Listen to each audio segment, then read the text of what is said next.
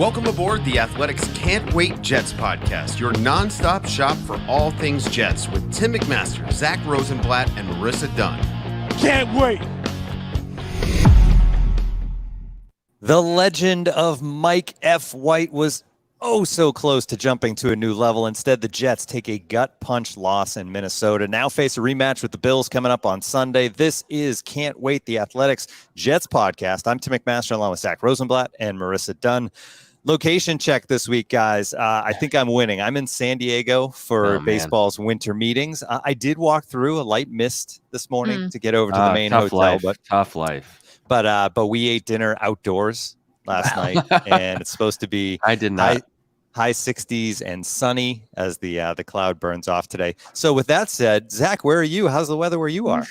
Not great. It is up to like 20 something this morning in Minneapolis.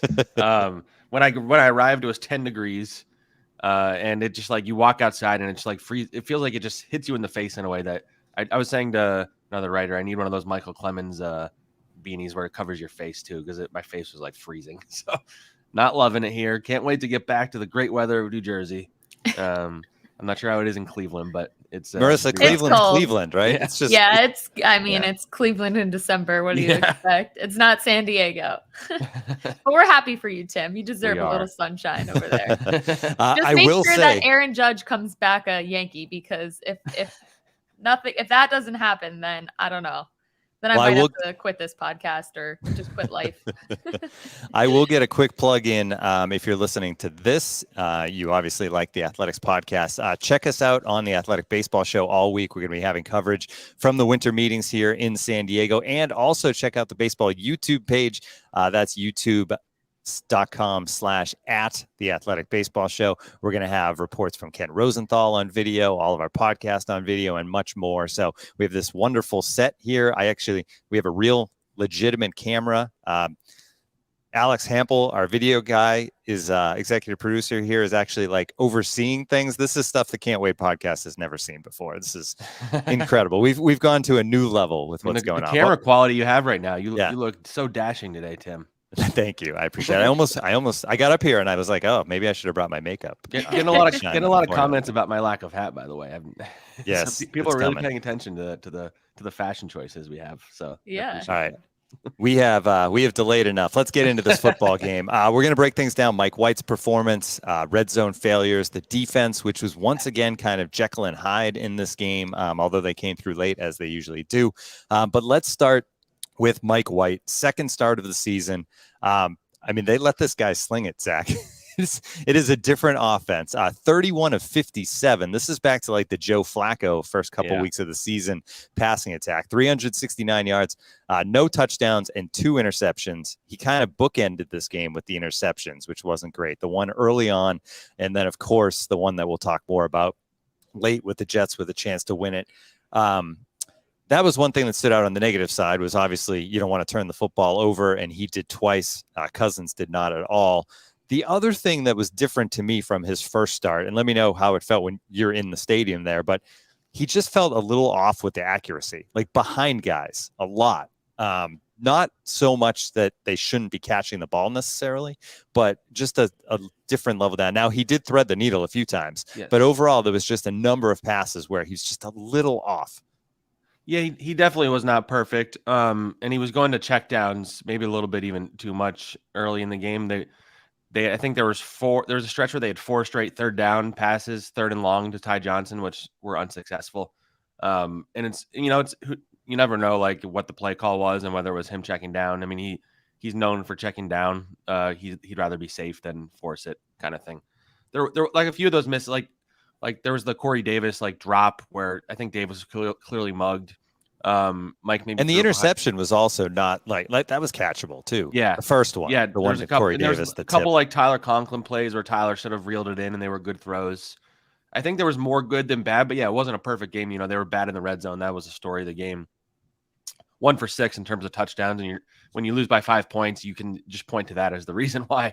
Like even beyond the interceptions, like that was the loss there. It was the red zone, and I think we'll probably talk about the play calling a little bit. I had some questions about the play calling, especially in the red zone area. But, Mike White is responsible for the decisions he makes in there in a lot of ways. And I don't think he always made the right decision, but yeah, he made some truly impressive throws, and it was the point where you kind of thought they were going to win the game. He got the ball twice at the end there, and they were not able to get in the end zone.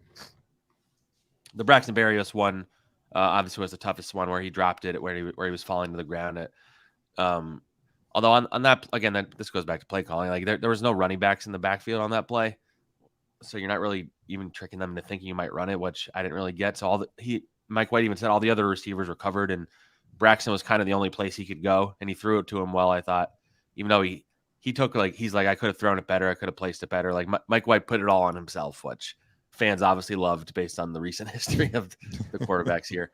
But I would probably give Mike like a B if I was grading him.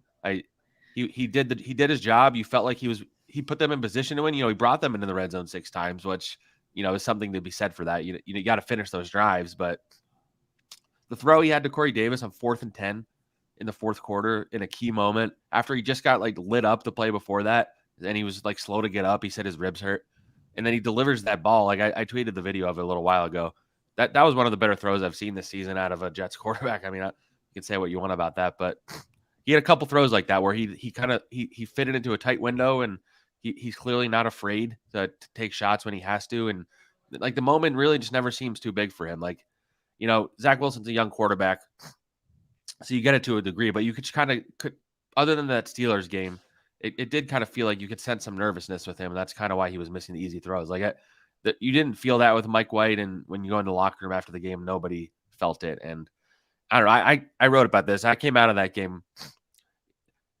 It stinks that we even have to talk about it in a way. Like, if he's bad next week, what are they going to do? Like he shouldn't have to play with like the fear of losing his job. I think he's shown enough in 2 games that he's clearly good enough to lead a good team to the playoffs. Like they should have beat the Vikings. Like it was the whole Robert Saleh likes to say all the time, most games are in this league are lost, not won. And they lost that game for sure. I think they were better than the Vikings personally, like talent wise and all that. They shut down Justin Jefferson, which we'll get into. I think Mike White is good enough. I mean, the Bills are obviously going to be a big test, but the Bills are the hardest defense left on the schedule. If you look at the rest of the schedule, the Lions don't have a great defense. They're good, but the Lions don't have a great defense. The Jaguars look terrible right now. The Seahawks defense isn't very great, I would say. They've been more like offensive based, it seems like. And then the Dolphins, I don't think their defense is particularly amazing either. So you get through the Bills game, and then the rest of the slate looks winnable. Like even if I'm getting ahead of myself now because we're supposed to just be talking about Mike White, but like my point being, like if they lose next week and you go to Zach Wilson, I think their chances of making the playoffs reduce. If you lose next week and you stick with Mike White, I think you still have a chance because you just have to win 3 out of 4 of the last games, which is doable if not hard. And I feel more confident in Mike White, who's been playing better than Zach Wilson, than a guy who's been playing with the practice squad for a few weeks coming in. It's going to be hard not to refer to the Zach Wilson stuff, but I wish we honestly could just focus on Mike White and not have to talk every week about whether he's still the guy, because I think they should just stick with him. And I don't know if they need to announce it, but I think they should stick with him. I think they should announce it. I think you're right. I think take the pressure off and just say, hey, the rest of this season is yours. Obviously you can change your mind if he throws 6 interceptions against somebody. Even if you said it was his game the rest of the season, you can always go back on that, but that doesn't change the fact that like a vote of confidence, I think, means something right now. One thing we've talked about a lot this season, actually, with the podcast is the fact that like the perspective on this, right? Like if this Jets team was what we kind of thought they would be at this point, which is maybe a couple games under 500 or whatever, struggling along, just trying to take that next step, but not be in playoff contention necessarily yet.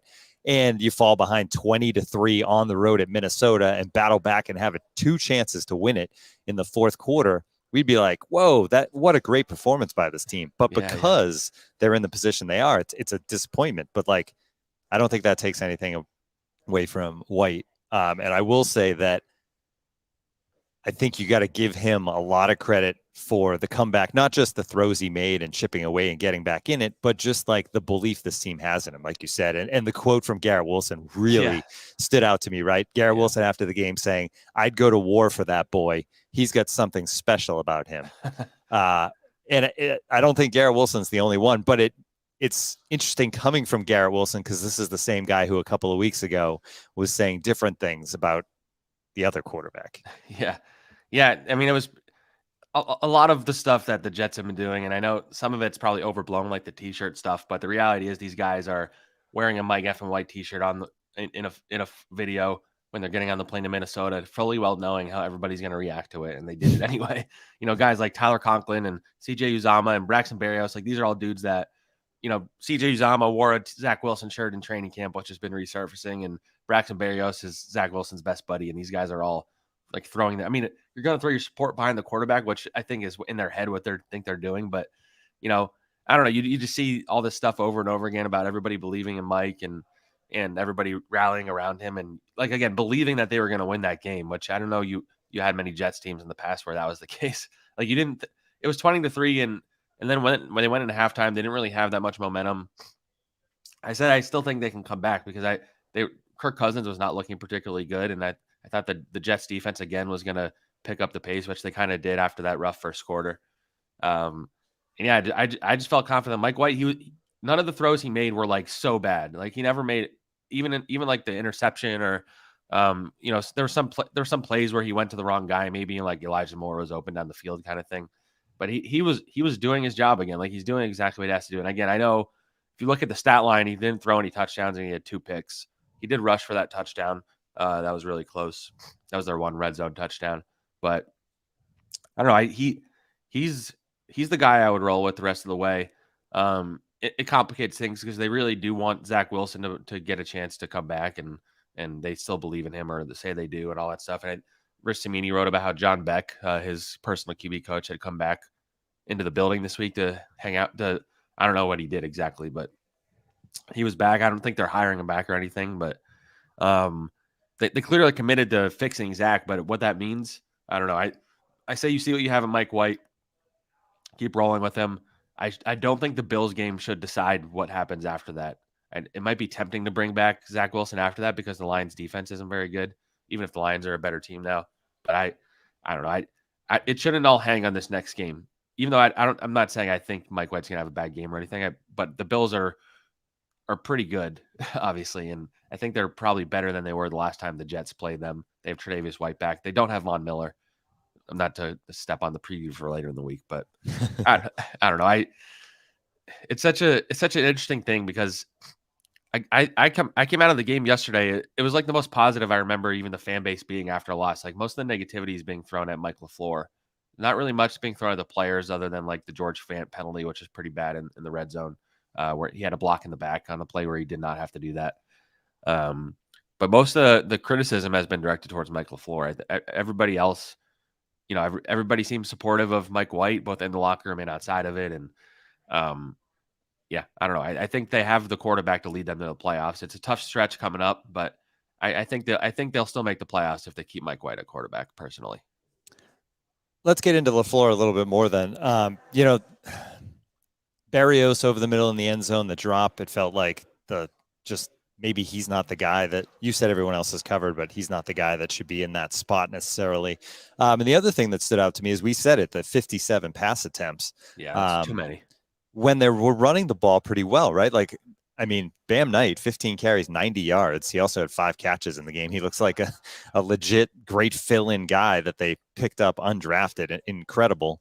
Another tip of the cap to Joe Douglas there. But like the run game was effective when they went to it in this game. And then they, a lot of that, there was the big chunk run by Knight, but it seemed like they just didn't go to it. I know they were down 20-3. And at that point you have to throw the ball. But in that fourth quarter, I think they could have run it more. Yeah, and they had a couple of those drives that, especially towards the end, including the Braxton Berrios one with the 4th down play. The George Fant penalty. That was one of those reverses to Braxton Berrios that Mike LaFleur is just committed to doing every time they get close to the end zone, and I don't really get it. I would give those plays to Elijah Moore if you're going to do those, but even then, like Bam Knight is good at getting tough yards. And I thought they should have kept trying to hand it off to Bam Knight when they got to the goal line, personally. I think that maybe that's where you miss Michael Carter a little bit because that's his specialty is kind of those short yardage situations. Yeah. But yeah, I don't know. LaFleur, again, I think a lot of times criticism for offensive coordinators is way overblown. I don't think an offensive coordinator can almost do right in a lot of ways because fans just expect the offense to score almost every single time they get the ball. And like, not every play is going to be executed perfectly and all that stuff. But some of the decision, like pulling running backs out of the play when it's third or fourth and short and making it clear that you're not going to run the ball. The way they give Berrios the ball a little too much and Elijah Moore not the ball enough. And there's one spot late in the game where Bam Knight ran for like 15 yards, and on the next play they put in James Robinson, who didn't gain any yards. So he does something sometimes, and the Ty Johnson stuff on third down, and I don't know. He does a good job of getting them to the red zone, and then for whatever reason, this game you would hope that they're never going to go 1 for 6 in the red zone again. That's hard to do. Right. They almost were 0 for 6 because it was a fourth down sneak up the middle that was initially called short for Mike White, and then they reviewed it and he got in. So almost 0 for 6, which I imagine would have been like a record of some sort. They've been very. Maybe I'm wrong. You correct me if I'm wrong, Zach, but they're not a good QB sneak team. Right. Like I can't remember a time when like you picture certain teams, and I think it's something, there's a feel there for a quarterback where you wait the second, let things settle, and then you lunge forward. And I noticed White just went right away. I think it's something some quarterbacks are better at than others, but this Jets team, it feels like every time they try to go quarterback sneak for a yard or less, it's never easy. It's never that like plunge forward for 2 yards. It's always barely. If they get it goes to replay to prove that they got it. And it's the same. I almost feel like they should take the QB sneak and just throw it out of the playbook. Yeah, it's supposed to. I forget what the success rate is supposed to be. Something like 80 or 90%, or like something crazy like that. I think it's. Well, you think of Tom Brady, right? He always gets the yardage. Like, he's just as slow as can be. Yeah, Patrick Mahomes on the Kelsey podcast had like a great anecdote about how his like kneecap got messed up on a QB sneak once, and his like kneecap was like in his like all the way down in his calf or something insane like that. Because it's a risk. It's like a scary. I imagine that's like a scary play for a quarterback almost, because you're just going into the pile of all these large men trying to kill you. But Mike White, but I think you could see that he does lack some mobility, because there's a couple of times where he had some green in front of him that he didn't really scramble for. But yeah, that I actually didn't think he was going to get in even before it went in. Like you said, it's kind of like with the Jets, it seems like you have just like a feeling the QB sneaks aren't going to work. But yeah, to go back to LaFleur, I think overall, if you evaluated his season, I think he's done a pretty good job this season. Yeah, I agree. Especially because overcoming Zach Wilson the way he did for so many games. Especially that Bills game, we're going to, I'm sure, refer to that a lot this week. But yeah, I think his play calling left a little bit to be desired. I'm curious to see some of his explanations for some of the decision-making he made. Ultimately, they didn't get the job done. And if you're 1 for 6 in the red zone, it comes down to the quarterback and the play calling, because that's like a ridiculous amount of times to get to the red zone and not get touchdowns. Like Greg Zuerlein, he's going to fly into the radar almost, but dude made 5 field goals, one of them including a 60-yarder, which is a franchise record. Like he looks like the Legatron of old when he was like the viral kicker of the moment. Like he's legit. Like I didn't see this happening. Like I thought he should be solid for them, but knock on wood, they found their kicker finally, and they were in that game because of him. At one point I tweeted it was the scores Vikings 20, Greg Zuerlein 15, because that he had gotten every one of their points at that point. But yeah, I don't know. I think as bad as it looked with the red zone stuff, I view it as a positive going forward, because the fact that they were able to move the ball down the field that much, like you're not going to go 1 for 6 every week. Like there's just no way. Like, I think they have the players to get in the end zone. I think that they waited a little too long to get Garrett Wilson wound up like 15 targets. So it's hard to say this, but he didn't get a target until the second quarter. And I think you got to feature him early and often. That guy is an absolute star. I'm sure you wanted to get into him a little bit, but him and Mike White have a clear connection. They need to fix some stuff like Tyler Conklin had a rough game. I don't know if playing in Minnesota had something to do with it. CJ Uzomah had a nice play, but man, that dude is so slow that he like would have scored a touchdown if not for that. Like he's like Joe Flacco of tight end in terms of speed. And Denzel Mims kind of faded. Corey Davis had one of the classic Corey Davis games where he made some brutal mistakes in the beginning. He had like 2 penalties, a drop, and then he made all these great catches as the game went on. It's like the classic, because fans will like jump on him immediately because they're just waiting for him to make a mistake, and then everybody pretends like they didn't jump on him later in the game when actually I know people hate when I bring up Connor, but there was a nice classic reverse Connor Hughes jinx, because he he was like watching the game on his iPad or something. He said, he's like, I'm not really watching, but I see Corey Davis is messing up, and I think they clearly should be sending those targets to Denzel Mims. And then from that point forward, Corey Davis has a great game. So Corey heard him. Yeah, he did though. The opening drive, he had the hold on the outside on a nice run, and then the interception went off his hands like right away, and it was like, oh man. But then, although he was getting mugged on that interception though. Yes, fans were pissed yeah, about he that. was. There was some question. I know I'm not like a blame the referees guy, but there was some questionable like calls, non-calls in that game that I know fans are pretty upset about. But that was one of them for sure. He was definitely getting mugged before the ball got there. Okay, we need to take a break. We'll come back and talk a little bit about. Real quick though, Tim, we got some breaking news from your side of the field. I know baseball. I know. I have to. I'm trying to like do things to set things in motion for later for coverage. But yeah, Justin Verlander to the Mets. Oh wow! So they replaced DeGrom with Verlander, huh? Can't Wait podcast where you get all your New York sports information. $86 million 2 years reported by John Haney. $86 million over 2 years. Well, I know Mets fans. We're just going to become a baseball podcast right now. I know Mets fans wanted to bring back Jacob deGrom, but to be perfectly honest, like 5 years, $185 million of Jacob deGrom. Insane. I mean, Justin Verlander will probably make 60 starts in these 2 years, and Jacob deGrom may make 60 starts in 5 years. Yeah. So I think this is the way to go. I think this is a big win for the Mets. I know they wanted to bring back, obviously, a franchise player and a guy who's going to go into the Hall of Fame probably, and you want him to be a lifetime Met. But like, if you want to win right now, if you're going to spend $40 million on somebody, I'd bet on Verlander right now, even though he's 40. But anyway, I mean, he just won the Cy Young, so he's still good. The Cy Young coming off Tommy John surgery. Yeah, I mean, all right. Okay, and he wants to get to 300 wins, and he's at 244. So he needs 3 or 4 great seasons. And he needs to be the Tom Brady of baseball, basically, to get to 300 wins. So there's motivation there as well. Anyway, that's enough baseball. Let's take a break. We had to bring it up. Because, I know there's a lot of Mets fans in this pod. Yeah, so. Absolutely. Yeah. Absolutely. All right, we'll be right back. Fall is chaos in your pants. You're overheating 1 second, freezing the next. To be ready for anything, you need underwear that can handle everything. It's time for Tommy John underwear.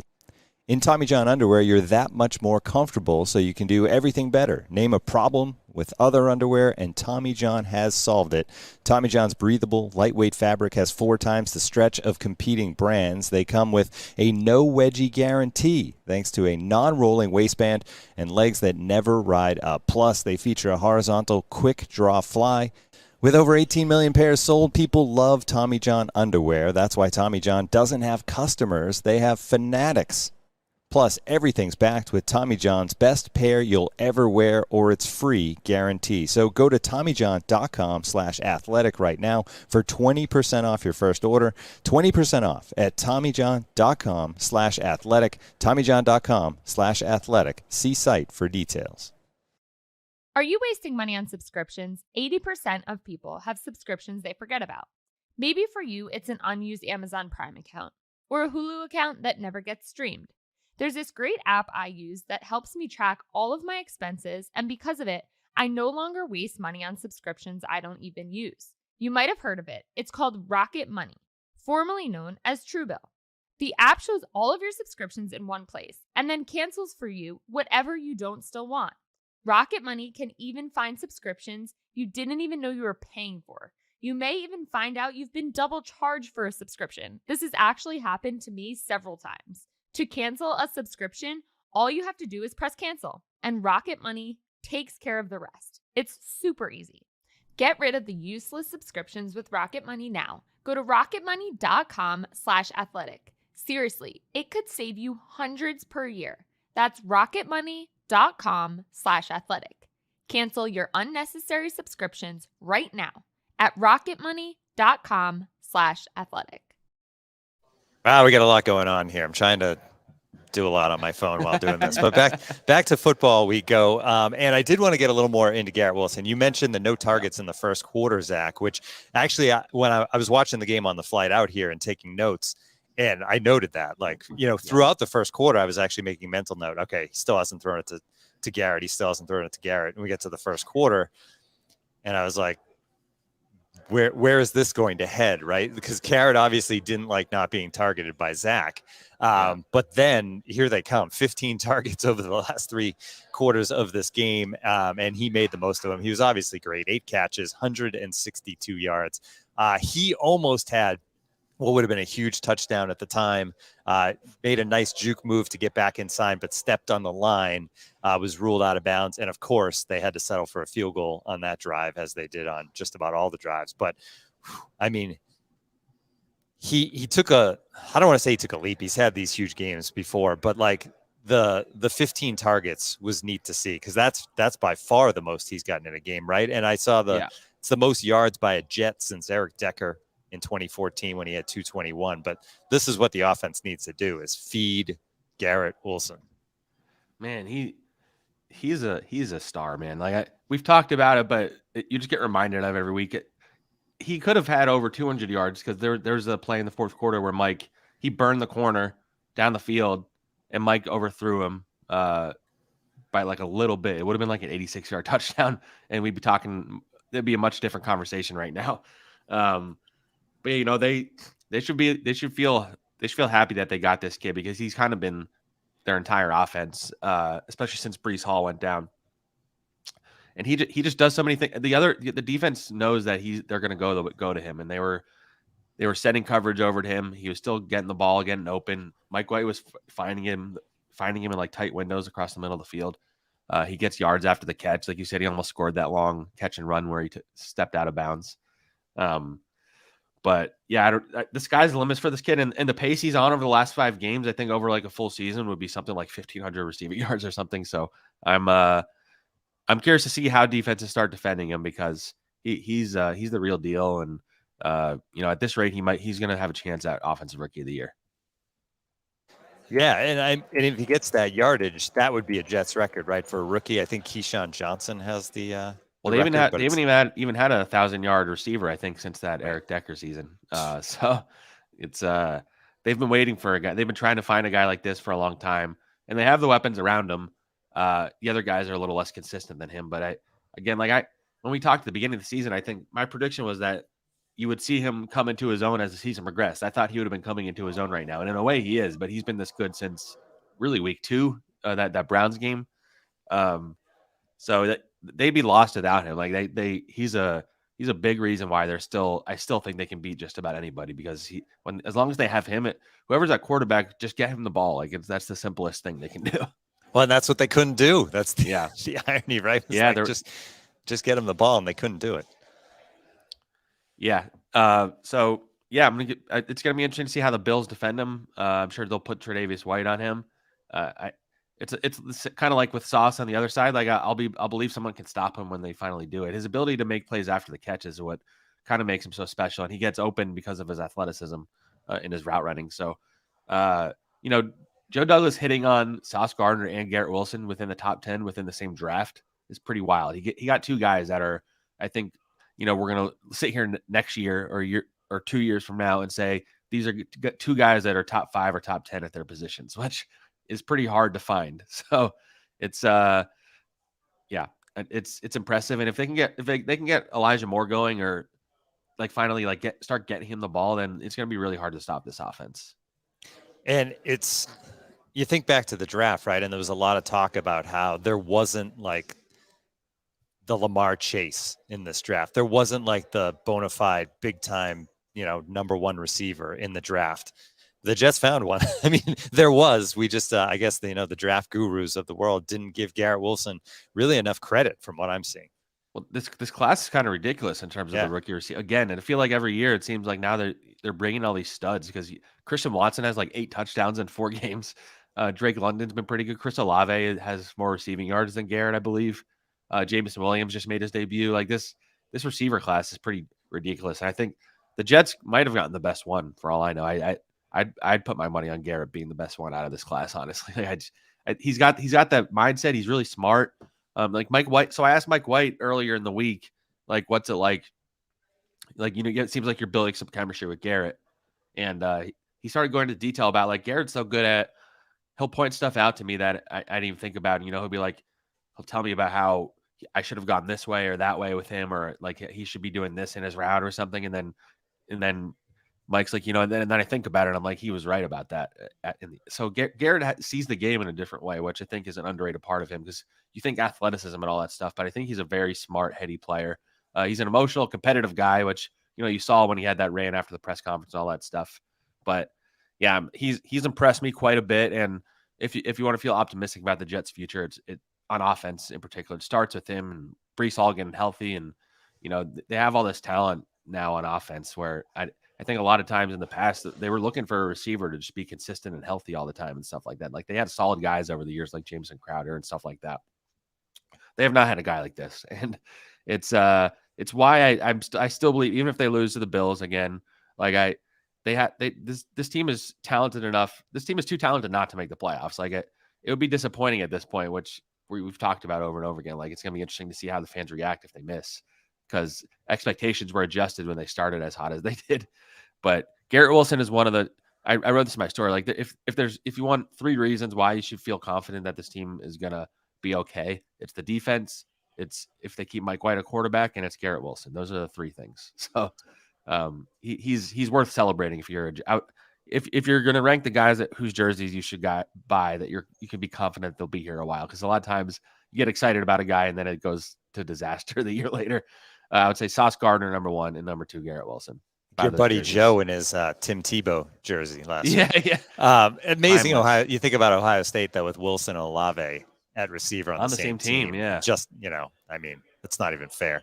All right. Before we get to the defense, one more thing on the offense. George Fant replacing Max Mitchell. After the game, Robert Saleh saying that Mitchell just wasn't effective enough, right? That's why he made that move. Yeah, he said that Max Mitchell was not playing well. He's probably fair in that. I don't know how great Fant played. I haven't seen the PFF numbers with pressures. Fant had that brutal penalty that I mentioned, the block in the back on the Braxton Berrios reverse to the outside.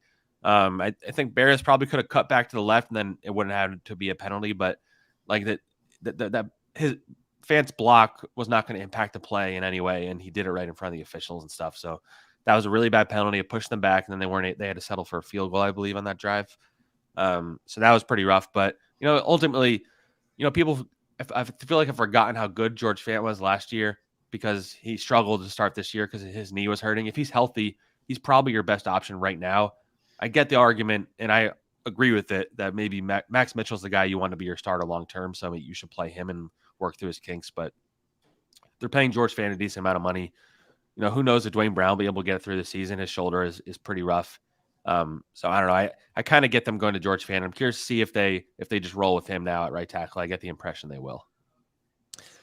All right, let's take another quick break. Then we're going to talk about defense. We'll talk about DJ Reed and Jefferson and that showdown, because it ended up being more of that than it was sauce. Yeah. But we'll talk about the defense as a whole and how, once again, after the break, they were great. We'll be right back. In baseball, what team won the first World Series? Play Sports Trivia Star now and prove your knowledge. Sports Trivia Star is a free mobile trivia game that tests your knowledge in basketball, football, soccer, and baseball. Choose which sport you know the best to test your knowledge. It sounds simple, but the questions increase in difficulty as you progress. Collect a bonus every day you play more. In addition, you'll have an opportunity to test your general sports knowledge with a question of the day from a random sports category. I love playing trivia, so this is so cool, because honestly, I don't know much about geography or world history, but sports, that's my area of expertise, so this is so cool. If you like sports like I do, you'll love Sports Trivia Star. Download it today to challenge yourself. Just go to the Apple or Google store and search for Sports Trivia Star. Download Sports Trivia Star for free today and get ready to flex your brain muscles.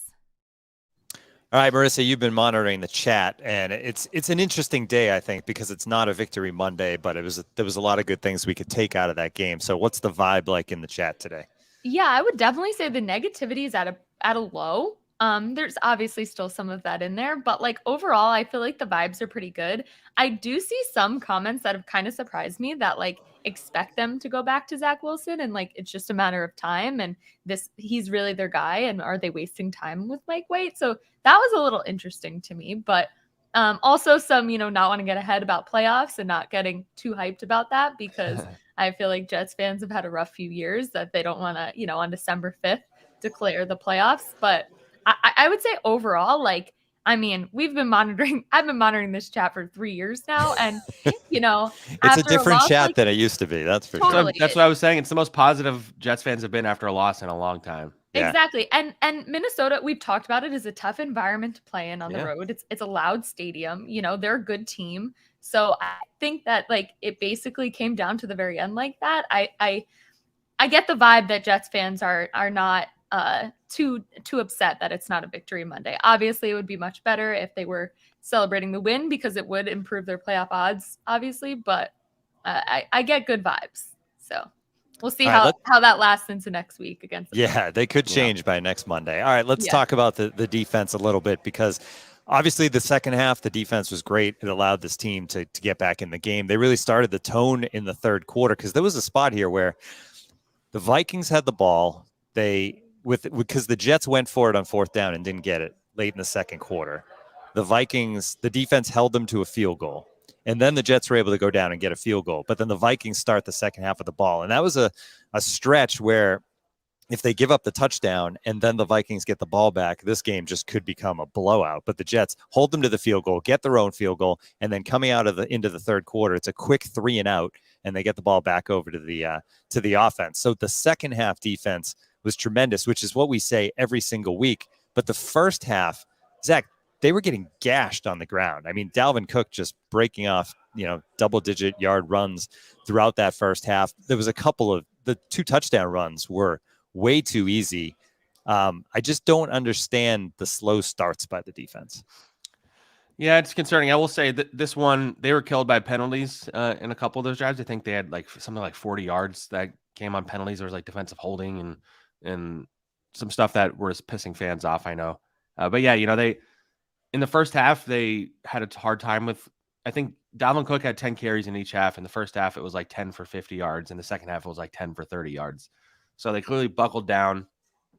I don't think they lost this game because of the defense, but yeah, they started a little slow. But it's always once the defensive line starts getting going, because there was a stretch in the third quarter, I believe, where Quinnen Williams just wrecked an entire series where he had a tackle for loss and then a sack. He's up to 9 for the year. Kind of flown under the radar because there's some ridiculous stuff going on with defense. Nick Bosa had 3 sacks. Micah Parsons is still dominating. There's some great defensive players in the league right now, but he's one of them. And in the second half, they were pretty much perfect, other than the one drive where they gave up a few big plays, and then Justin Jefferson scored on DJ Reed, which we'll get into because it's kind of been a viral thing now. But yeah, those slow starts, they have to stop. They can't do that every week. They have to figure out what the problem is there. The Bills are a team that you can't really fall behind too bad. I know they did against the Bills in the last time, but the Bills are kind of on a mission right now. I think they're the 1 seed technically right now. They're not, if they get swept by the Jets, then I think Bills fans are gonna be pretty upset. So they can't start slow. That defense can't start slow, especially, you're going against Stephon Diggs. You're going against all the talent that the Bills have. Josh Allen seems like he's getting healthy. And so, yeah, that part's concerning. But again, they bounce back in such a way that, if they get the support from the offense, then they win. So I'm not concerned about the defense. I think there's still their safeties, I think, have been pretty rough. We haven't talked about it as much because they haven't given up as many obvious big plays, but they were pretty bad in that game. I thought LaMarcus Joyner in particular, him and Whitehead have had trouble tackling, but Joyner was rough in coverage. So that's something that I think teams are going to be attacking the middle of the field a lot. And they need the tackling is still an issue. They need to fix the tackling. I don't really know what's going on there. They need to get the tackling working. It got better as the game went on. I think Quincy Williams had a couple big tackles and stuff like that. But yeah, that defensive line, when it's playing its best, this defense can run with anybody because you have those corners you trust at the back end. They shut down Justin Jefferson. He had 40-something yards, which is not something that he does very often. He had the touchdown, which obviously was the difference in the game, but they did a great job on him. Adam Thielen, I don't even know if he had any catches, honestly. I don't remember him having any catches. He had 2 catches for 27 yards. TJ Hawkinson, they did a pretty good job on, and they shut down the run in the second half. So it's a very good defense that starts with that D-line, which is just loaded deep. Quinnen Williams was dominant. Their defensive ends. Carl Lawson is starting to look good. So they're in really good shape there. But yeah, they need to start faster against good teams at the very least. All right, let's get into, you teased it a little bit. We're used to Sauce Gardner being the talker, right, on this defense, and you would think Jefferson and Sauce, but Jefferson ended up on Reed a lot more than he ended up on Sauce. So here's the quote that you had mentioned that went viral a little bit from DJ Reed. I was in his shit all game. He got that one route on me, so I'm frustrated, but I felt like I did a great job containing him. It's just frustrating because I don't want to give up a touchdown. I don't want to be the reason my team loses. I'm going to look at it and see what I could have done better on the play. Other than that, I held my own against him, which props to Reed for taking a step back from that too. I love the beginning of the quote, obviously. I was in the shit all day. But then he says, like, you know what, I'm going to go back and look at the one time he burned me and see what I could have done better. The funny part about that moment was, so I'm in the locker room. I'm like walking over because I see he's about to talk to some people. And I hear him say that quote, but I didn't have my recorder on yet. So when I get over there, I say, hey, DJ, sorry if you were asked this already, but how'd you feel like you guys did against Justin Jefferson? You were that guy, huh? The sorry if you've already answered this guy? He was so committed to getting that quote out there that he said the exact same thing again. And he elaborated on it a little bit. And I was able to get on video. Now my video, because Justin Jefferson quote tweeted me. So which I heard nice. And I think I pulled up what he tweeted here. He said, in what shit, with the laughing emojis. You can't talk having safety help. Call me when your coach trusts you to go one-on-one. And then DJ, that was great. But then DJ Reed had a like professional, like kind of funny response, where it's like, well, yeah, you're the best receiver, so obviously our safety was gonna help. Like you're their best receiver, but you know, great. We're not gonna give you one-on-one coverage. He was like, we stopped you, and other than the touchdown, but good win, good job. Like DJ Reed took like kind of the high road, but also was like, I mean, yeah, what we're gonna try and win. Like, what are you talking about? Kind of thing. So that was kind of funny to me, but. Like you said, DJ Reed, not someone you would necessarily expect to be like the trash talker kind of thing like that. But also DJ Reed wears his heart on his sleeve in a lot of ways. Like he's a guy earlier in the season, if you remember, that was like we need to have a meeting between the defensive coaches and the players and figure out our communication issues. Like this is a guy that he says what he's feeling. He also just had a kid, so I'm sure he hasn't been sleeping that much lately. So maybe that has something to do with it. But look, again, this is the best receiver in the world. Like I don't think that's even almost debatable at this point with Jefferson. And again, they held him. You know, he's had at least 98 yards. He had at least 98 yards in 7 of 11 games before Sunday, and they held him to what I have the box score right here. 47 for 45. Yeah, 7 for 45. Like that's really good. He had to work for every single yard he got. There's one play where Sauce didn't really wind up covering that much, which I kind of expected because Jefferson usually plays on the other side. And ironically, on the touchdown, they actually switched Sauce and DJ Reed's sides. But then Justin Jefferson, when he came out of the huddle, went to the opposite side. So he wound up on DJ Reed. I don't know if they were trying to avoid Sauce or whatever, but it obviously worked. And I don't know if there was some confusion there because DJ didn't really get great coverage on him. But they held their own. They made Kirk Cousins. I mean, he is pretty average, honestly. When you watch Kirk Cousins as a person, I feel like he's always worse than you expect. He's like one of those guys where, like, you look at the box scores at the end of Sundays when you're not watching a Vikings game, you're like, oh, he had a pretty good game. And then I watch him, he's just like so unimpressive to me. Like I don't know how much Justin Jefferson has made him look better than he actually is or something. But they held their own against another top receiver. They've done it all year. I think the interesting one is going to be the Dolphins game in Week 18, where you have a healthy Tyreek Hill, because I know he was banged up in that other game. Other than that, you know, they shut down Diggs the last time, Jamar Chase. Like every single time they go against a top receiver, they have not. I think Football Outsiders tracks like how teams do against number 1 receivers, and the Jets, I think, were number 1 going into this game. So I imagine they're still number 1. And again, that's why you look at the schedule, they have some tough receivers coming up. You have Diggs this week, the Lions, Amon-Ra St. Brown, Metcalf on the Seahawks with Lockett, Tyreek Hill, Jalen Waddle. Like there's some really, really good receivers on the schedule, but at this point, you have to assume that the Jets are going to shut them down until somebody goes off on them. No receiver has gone off on them so far. Tight end is like a spot where you might worry a little more because you have the safeties and linebackers, but I don't know if there's really any tight ends that you're that scared of coming up on the schedule. No, not really, because the Lions traded away Hawkinson and Jaguars have Evan Ingram. So I don't know. I feel good about this defense going forward. A lot of it has to do with Sauce and DJ and the D-line. But if this team's going to make the playoffs or miss the playoffs, it'll come down to how the offense plays. Like you can't, at this point of the season where the Jets are, if they don't make the playoffs, nobody's going to blame the defense for them not making it. They're going to blame the offense for all those games where they weren't able to get in the end zone and things like that. So it's pretty cut and dry to me. If Mike White is still the quarterback and the offense gets in the end zone in those red zone trips, and they're going to win some more games. And if not, then they're going to fall short. And if they fall short, it's going to be pretty tough pill to swallow, considering they started, with the record they started. And if they don't make the playoffs, that means they only had probably 2 wins at the end of the year. And if you only needing 3 seems very doable. It still seems doable, and I don't feel any differently after that loss. All right, before we say goodbye, because I know you have to head to the airport, Jimmy Garoppolo obviously is a guy that people were immediately talking about going to the Jets early this season. He breaks his foot on Sunday. Terrible news for him and obviously for the Niners, who are now down to their third-string quarterback. But we have to look at this from a different perspective, Zach, and that is that the Niners went out and signed Josh Johnson off the Broncos practice squad. Josh Johnson, of course, who has played for just about every team in the NFL over his career. If you look up his career listing of teams he's not played for, but been on the practice squad or roster of, it's truly remarkable how many teams Josh Johnson has been a part of. But, I mean, I can't believe the Niners went that direction when Chris Streveler was just sitting there. I mean, he knows the offense.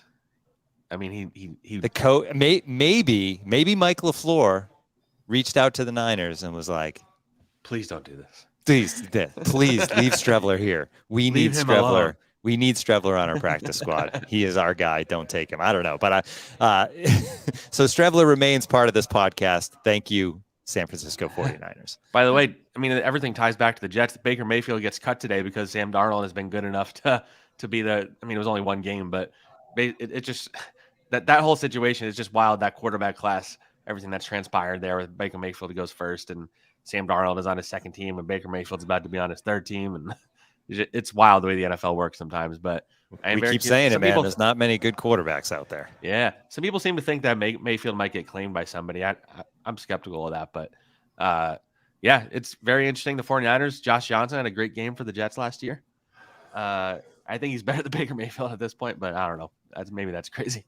But the Jimmy G thing, it is going to be something to keep an eye on because, everybody in this fan base was talking about them signing him this offseason. I'm curious to see what this does for his free agency because he was on track to probably get over $30 million a year. Now he's coming off a foot injury. Guy's hurt all the time. So I'm curious to see if he just stays in San Francisco now and competes with Trey Lance or whatever, because that might be the path. And maybe Mike White can play his way into at least a competition this summer. I don't know. The QB carousel is always fascinating, and especially because this is the guy that everybody in the Jets fan base had their eye on. I'm very curious to see how it plays out now. I mean, I think instead of talking about the draft, again, Dane Brugler still hasn't been on this podcast this year, so we could talk about that. But I think we're going to just be talking about quarterback once we get late into the year, once the Jets say goodbye, whether that's in the playoffs or before it. All right, we have to wrap things up. Zach, I know you have to get back to the tri-state area, so safe travels, put on a warm coat between here and the airport. If you want to join The Athletic, you can do it right now. $2 a month for 12 months. Go to theathletic.com/can't wait. We will be back with you later this week with a full preview of the Bills game, which is now an absolutely huge game for the New York Jets. We'll talk to everybody then.